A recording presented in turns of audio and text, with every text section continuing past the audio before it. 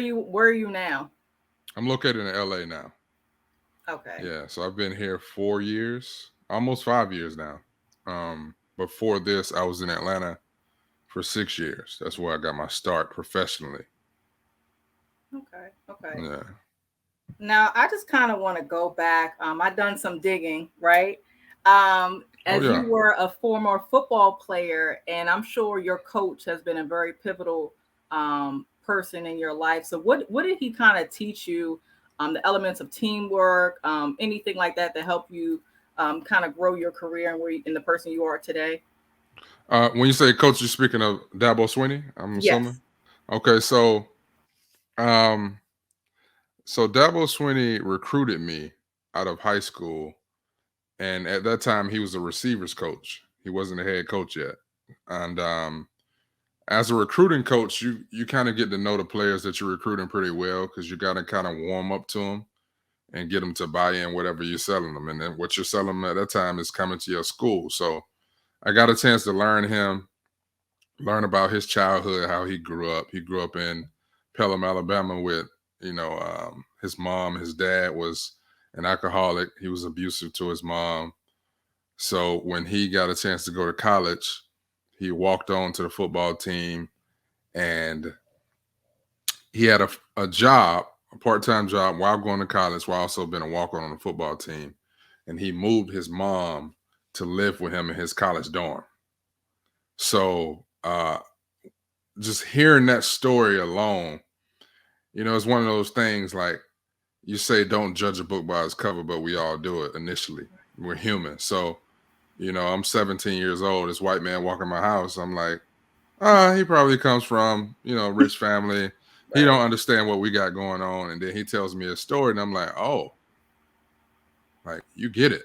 You don't he can't understand what it is like to be black in America, but he understood how it feels to live in poverty in America. So I connected with him.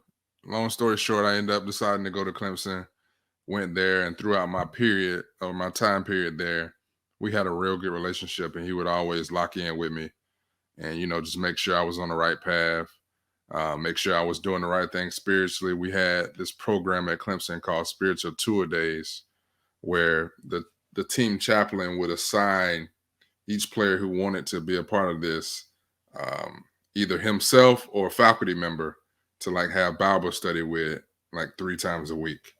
Oh, And wow. so one year I was with Coach Swinney, another year I was with the strength conditioning coach, and just those things are the things that stick out the most to me about football and Clemson in particular is the friendships, the relationships, and the camaraderie that I had with my teammates and my coaches and the personnel.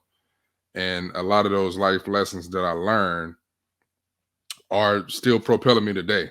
And, one of the things that I learned most of all, and I respect most of all from Coach Swinney, is he wanted me to come to Clemson and play football, but he cared more so about what I did in the classroom and what I did in the community, because he wanted me to be a successful member of society, not only a 4-year player at Clemson and then disappear and not be, prominent in the community or have a horrible life with my spouse or whatever, So he drilled these things into us once he became the head coach my senior year.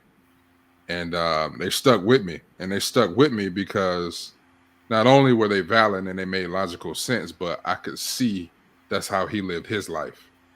The best teacher is an example, so um, I could see it firsthand, what he did with his wife, Miss Kathleen, or how he treated his kids, or how he treated all 100 of his players.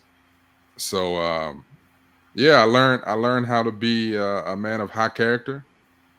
I learned how to um, be a man of my word. Football also taught me hard work, dedication, things you need in the industry of entertainment. And football also taught me how to have a short-term memory, because if I lose a play in football, I can't really dwell on that play for too long. or I'm gonna get killed the next play too.